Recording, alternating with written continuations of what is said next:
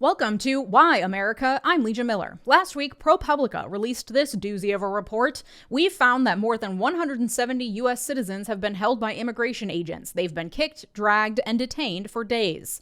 Well-documented abuses perpetrated by ICE and other DHS agents on the streets in cities and towns across the country against U.S. citizens and non-citizens alike has been mounting. From pepper-balling a priest to just yesterday shooting an undocumented immigrant during a traffic stop. Groups of masked men grabbing people on the streets and shoving them into vans, disappearing them, their families not knowing what happened to them until days or even weeks later. DHS has routinely, in every article I've read, used the excuse that agents are being doxxed and violence against them has increased 1,000%. So they have to cover their faces and they have to use increased force because the danger posed against them is getting higher. DHS also routinely lies about the circumstances surrounding agents' use of force, saying the person in question was acting aggressively, was armed, assaulted the officer first, and more. Lies that rarely are proven in court, indicating they are willing to say whatever it takes to do whatever they want. And earlier this year, DOJ did away with DHS's Office for Civil Rights and Civil Liberties, the internal investigative body that oversaw DHS activity and acted as an internal watchdog to respond to allegations of civil rights abuses perpetrated by DHS officers. Of course, ICE and DHS were not perfect before Trump came to office. They were arresting U.S. citizens erroneously and otherwise abusing their authority under Obama and other presidents as well. But at a slower rate, and at least back then, immigration attorneys had a place they could turn to lodge their complaints. Now there is zero internal oversight, and there is also zero external oversight because DHS regularly either refuses to provide information to the public or lies about it when they do issue statements or, more frequently, tweets. This has led many of you to ask me, what can states do to push back? Can states arrest federal agents? What about states' rights? There are Democratic governors and attorneys general voicing their dissent, including most notably J.B. Pritzker of Illinois and Gavin Newsom of California. But writing strongly worded letters and trolling the president on Twitter doesn't exactly do much to stop the abuse on the streets. This headline from NBC News caught my eye. Shooting by federal officer wounds immigrant and U.S. Marshal in Los Angeles, officials say.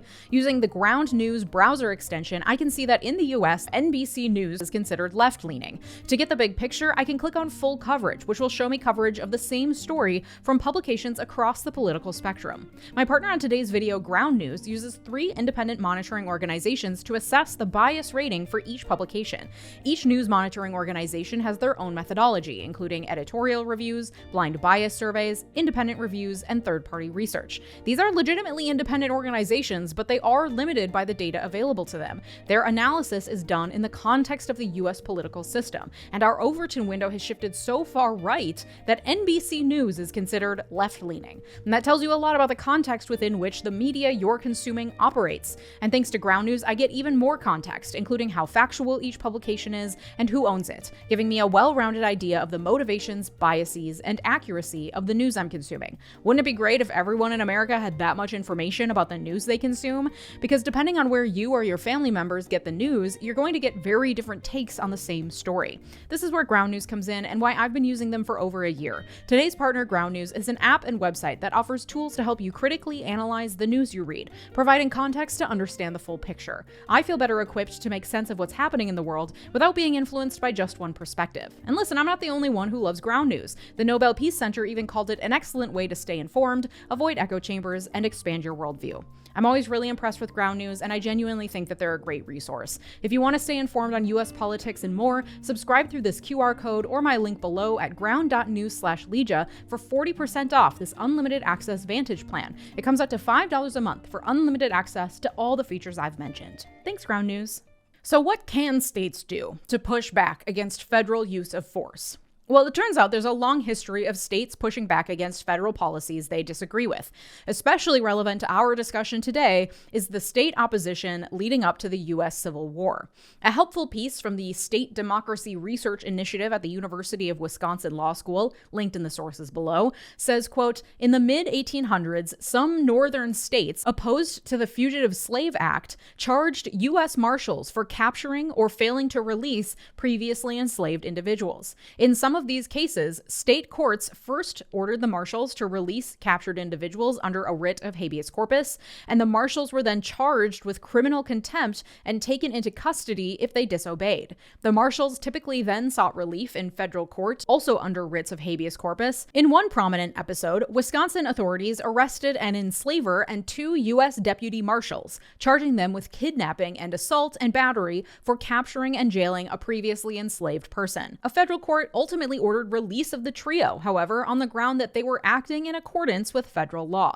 This is just one example of numerous instances in which the state authorities stepped in to try to protect the rights of persecuted minorities against the arm of the federal government. And as we saw in this instance, they weren't always successful, but the efforts raised the profile of these activities in a meaningful way. And I think we're quick to write things off for not working when they are, in fact, part of the larger picture, and we can truly use all the opposition we can get. Whether it's a No Kings protest that maybe didn't create immediate change, but definitely gave many people hope, especially those of you who feel like blue dots in a sea of red. You've commented how heartening it was to see a couple hundred people come out for the small rallies in your communities.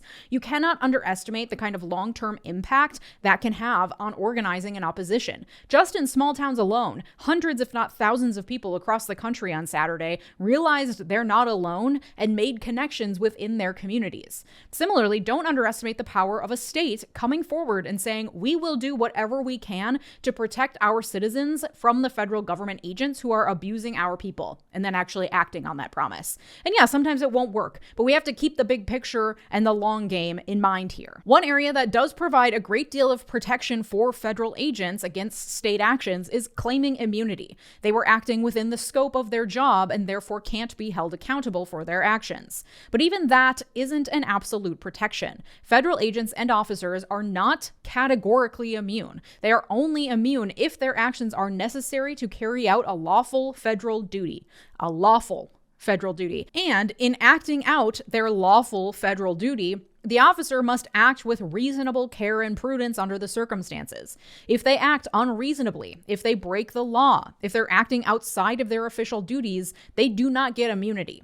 This goes hand in hand with the Supremacy Clause set forth in the Constitution, which says that federal law trumps state law where there is a conflict. So if federal law says you can't do something, but the state law says that you can, federal law is going to prevail. And so if a state passed its own immigration law, for example, and it was more permissive than the federal law, and then an ICE officer came in to enforce federal immigration laws in that state, the state couldn't say, whoa, whoa, whoa, we have our own immigration laws here. That's within the purview of the federal government, and the federal laws win out. However, the 10th Amendment. The 10th Amendment says that anything not explicitly listed as a power of the federal government is left to the power of the states. It's where we get federalism, the idea that we have a federal government, but each individual state also has sovereignty and jurisdiction over its own affairs. So unless the Constitution explicitly gives a power to the federal government, everything else is left to the states. That includes things like policing powers, internal commerce, the stuff that local governments tend to be better suited to manage on the ground. So there's a balancing act in the Supremacy Clause because it gives the federal government ultimate authority,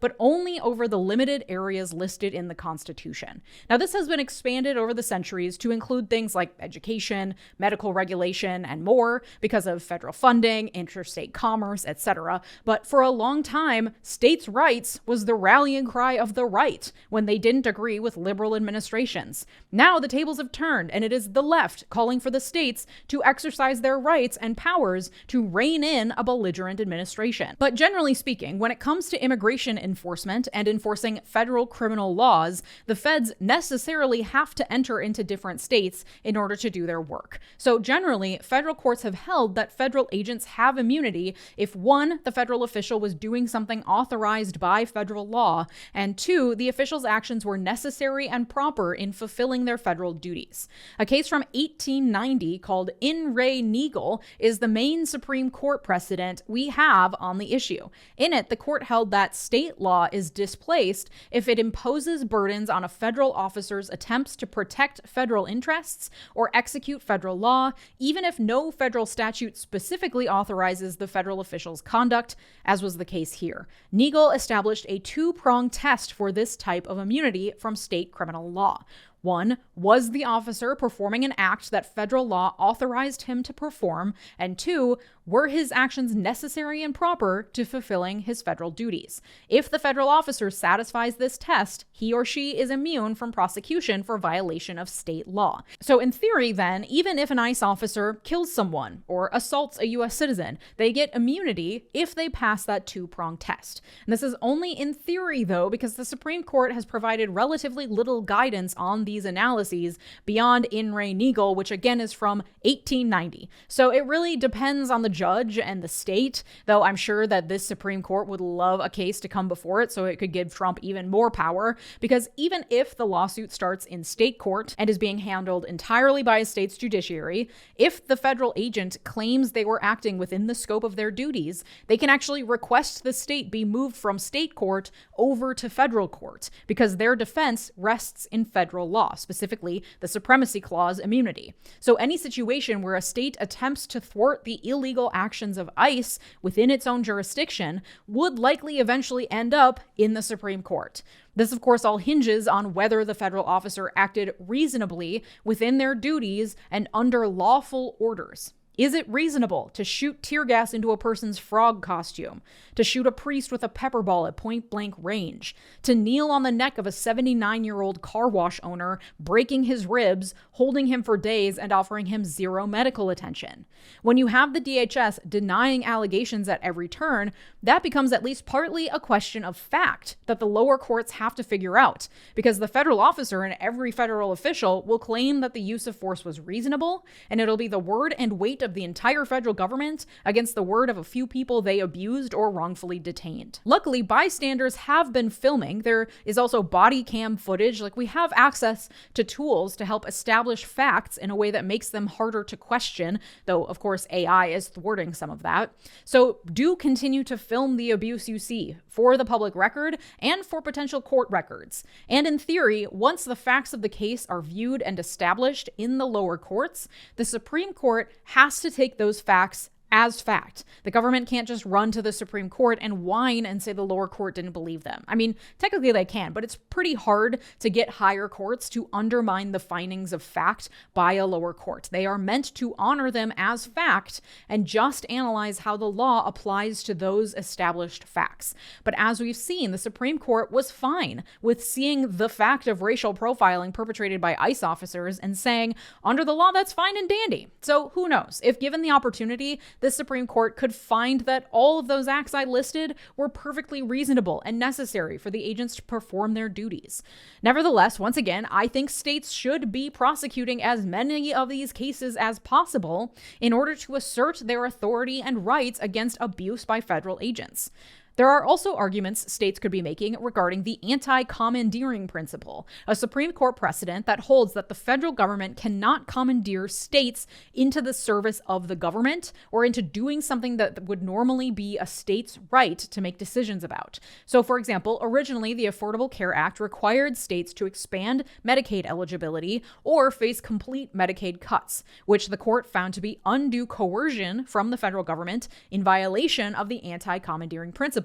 The federal government cannot coerce a state into doing stuff that would normally be within the state's own powers to decide. This argument was successfully used before the U.S. District Court in the Northern District of California earlier this year in a lawsuit filed by San Francisco against the Trump regime's attempts to withhold federal funds from so-called sanctuary jurisdictions.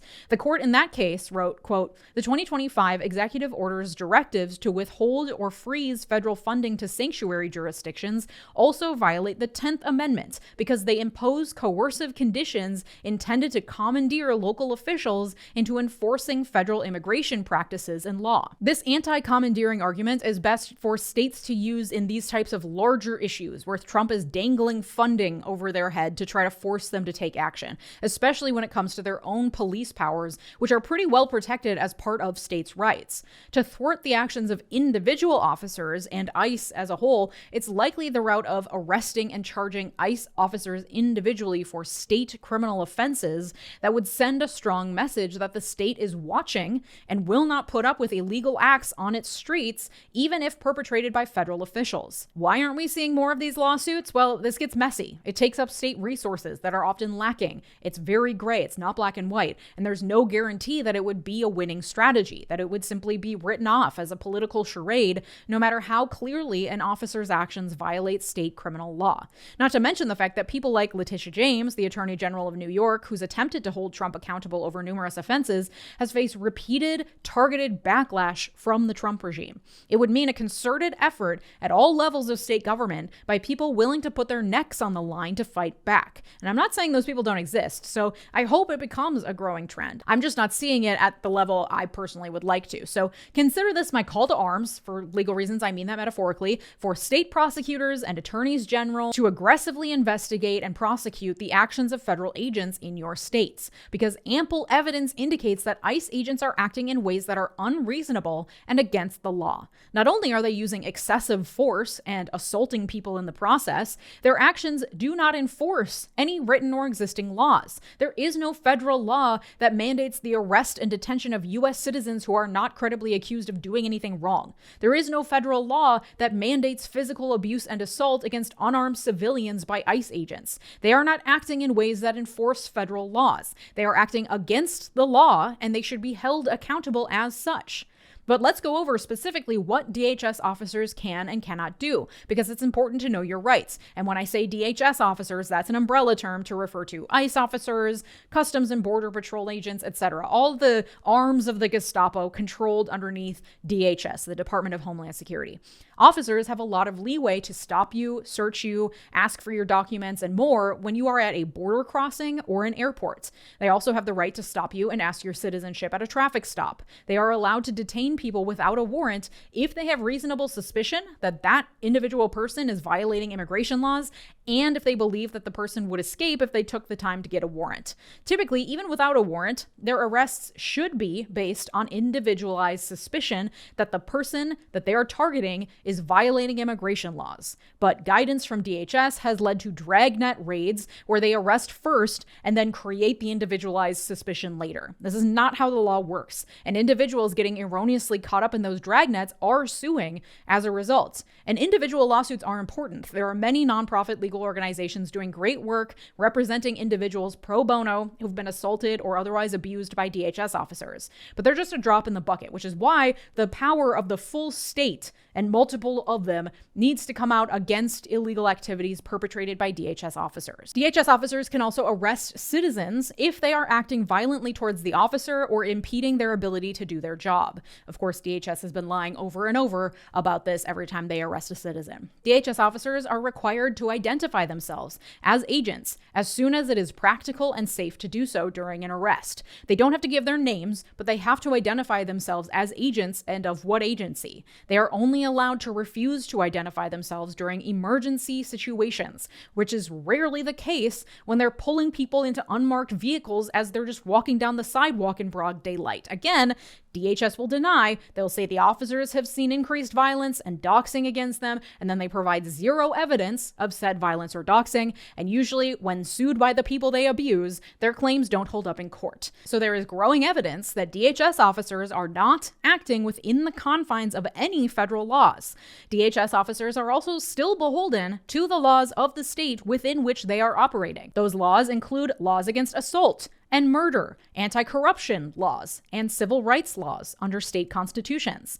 For example, according to that publication from the University of Wisconsin Law School I mentioned earlier, quote, Colorado and Maine both define public servant to include state and federal officials. So each state's anti-corruption laws explicitly cover federal corruption. These include statutes criminalizing bribery, improper gifts to public officials, public official misconduct, and the misuse of official information for private financial financial gain. Other states have broadly written anti-corruption statutes that do not expressly refer to federal officials, but instead apply to anyone, which presumably includes federal actors. These include statutes criminalizing bribery of private or public employees, extortion, threats, and coercion. To date, state anti-corruption laws do not appear to have been widely used to address federal corruption, but they are on the books as an option, and federal officials likely would not enjoy immunity from prosecution if their conduct does amount to corruption, given that corrupt conduct generally would not be a necessary and proper part of carrying out lawful federal duties. Tom Homan and the bag of cash, anyone? Anti-corruption charges alone could bring down half this administration if states took steps to enforce their laws against federal actors. Add on to that the state criminal statutes and state constitutions that protect civil rights, and there are so many avenues that states can take to prosecute offenders at every level of the federal government. These laws also apply to federal troops and to the National Guard. According to an article in the Military Times, not a publication I often cite to, quote, troops who are ordered to do something illegal are put in a bind, so much so that some argue that troops themselves are harmed when given such orders. They are not trained in legal nuances, and they are conditioned to obey. Yet if they obey manifestly unlawful orders, they can be prosecuted. Some analysts fear that U.S. troops are ill-equipped to recognize this threshold. However, the authors of the article are researchers at the University of Massachusetts Amherst, who recently did a study that found that 4 in 5 service members do understand the distinction between legal and illegal orders, the duty to disobey certain orders, and when they should do so. The article goes on to say, quote, U.S. service members take an oath to uphold the Constitution. In addition, under Article 92 of the Uniform Code of Military Justice and the U.S. Manual for Courts Martial, service members must obey lawful orders and disobey unlawful orders. Unlawful orders are those that clearly violate the U.S. Constitution, international human rights standards, or the Geneva Conventions. Service members who follow an illegal order can be held liable and court-martialed or subject to prosecution by international tribunals. Following orders from a superior is no defense. Our poll, fielded between June 13th and June 30th, 2025, shows that service members understand these rules. Of the 818 active duty troops we surveyed, just 9% stated they would obey any order. Only 9% didn't know, and only 2% had no comment. The article says, quote, but the open-ended answers pointed to another struggle troops face. Some no longer trust U.S. law as useful guidance. Writing in their own words about how they would know an illegal order when they saw it, more troops emphasized international law as a standard of illegality than emphasized U.S. law. Others implied that acts that are illegal under international law might become legal in the U.S. Trump will issue illegal orders, wrote one respondent. The new laws will allow it, wrote another. A third wrote, we are not required to obey such laws. Several emphasized the U.S. political situation directly in their remarks, stating they disobey oppression or harming U.S. civilians that clearly goes against the Constitution, or an order for use of the military to carry out deportations. Quote, criminologist Eva Whitehead researched actual cases of troop disobedience of illegal orders and found that when some troops disobey, even indirectly, others can more easily find the courage to do the same. Whitehead's research showed that those who refuse to follow illegal or immoral orders are most effective when they stand up for their actions openly. The initial results of our survey, coupled with a recent spike in calls to the GI rights hotline, suggest American men and women in uniform don't want to obey unlawful orders.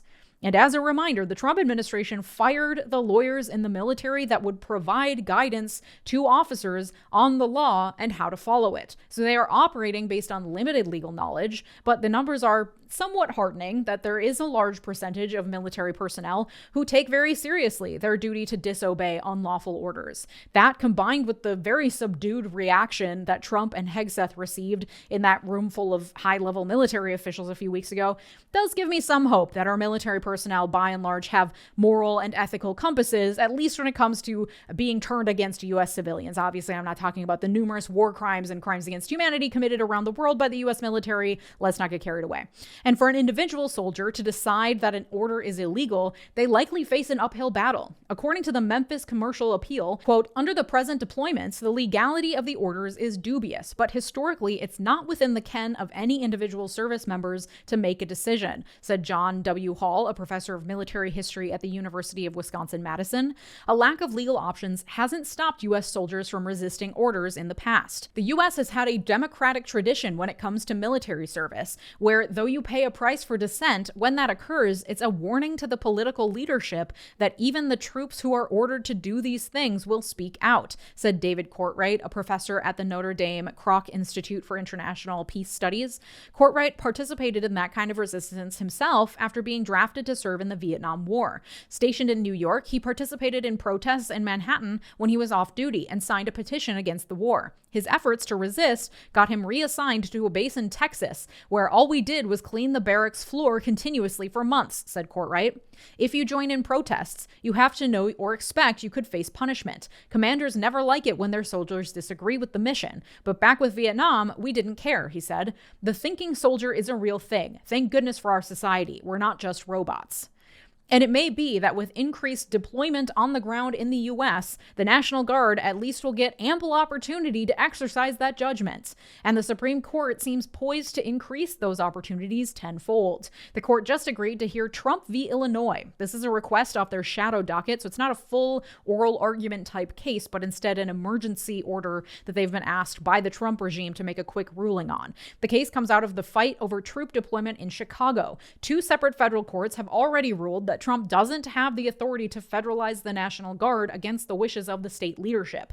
In this case, the federal government, on behalf of Trump, is claiming that actually Trump's decision whether to deploy troops on U.S. soil is exclusively the purview of the president, so much so that the courts actually aren't allowed to review it. According to the federal government, Trump has sole authority. Lower courts have blocked his attempts to send the troops to Chicago, in part because the government keeps citing to protests at an ICE facility just outside Chicago, claiming that 10 U.S.C. section 12406, and this should sound familiar, we've talked about it in the past, it's not the Insurrection Act, it's the law they're using as a proxy for it. They claim that that law gives Trump authority to deploy the troops to repel an invasion, suppress a rebellion, or execute the laws of the United States. And the protests outside the ICE facility in question, according to the lower courts, have never amassed a group of more than 200 people, and usually there's about 50 people there on any given day. So the regime is asking the Supreme Court to believe that 50 protesters outside one ICE facility are so impeding the federal government's ability to do its job on the ground there that their only option is to send in the troops.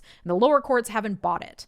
Not only are they asking the Supreme Court to believe something incredibly asinine, but they're also asking the court to undermine its own power. Because in finding for Trump, they will have to at least in part agree with the regime's contention that the judiciary has no say over whether or not Trump will use the troops on U.S. soil. This case puts the court in the position to undermine the central tenet of our constitutional order, the checks and balances between three co-equal branches of government, even further than it already has. Now, this would just be a question of whether or not to uphold the temporary injunction on the case as it continues through the lower courts. And typically, the Supreme Court would uphold an injunction from a lower court in this scenario because there is a likelihood of extreme damage to rights and of abuse, such that they really shouldn't upend the entire constitutional order just off their shadow docket without full oral argument, briefing, and an extensive written opinion. That's what should happen. What will happen is hard to call, as they've proven incredibly willing to upend established norms in Trump's favor already, and they have especially been eager to do so with no written opinion using cases from its shadow docket. But again, this case poses an existential question for the court because it's asking the court to cut off its own legs in order to appease King Trump. Whether or not it decides to do so could have far-reaching implications. It could easily avoid the question by just saying that the stay will stand for now and then answering the question once the case actually moves through the system and they're able to hear it properly with oral arguments and everything. And then they might decide to kneecap themselves anyway. As Ian Millhiser points out, writing for Vox, quote, "Needless to say, the stakes in the Illinois case are breathtaking. If Trump is allowed to use military personnel to suppress a tiny group of protesters and vandals, then it is unlikely that this court will place any meaningful limits whatsoever on his ability to deploy the U.S. military against Americans, whether it's on the streets of sanctuary cities or at ballot boxes to intimidate voters during midterms. This case could unleash the full force of the military on U.S. citizens at Trump's whim with zero guardrails in place. I will be keeping my eye on Trump v. Illinois and all the other fuckery happening in this administration and continue to report on it for you here week after week. If you have a question you'd like me to answer in a future video, comment question in all caps along with your question so that I can see it from amongst the trolls. Thank you to my multi-platinum patrons Mark, Sarah Shelby, Art, David, Latranger, Lucas, Thomas Johnson, and Tay. Your generosity makes this channel what it is, so thank you. And if you liked this episode, you'll like the one from Wednesday about the Nuremberg trials, international law, and how we hold this regime accountable. Thanks so much for watching. Have a good day. Bye-bye.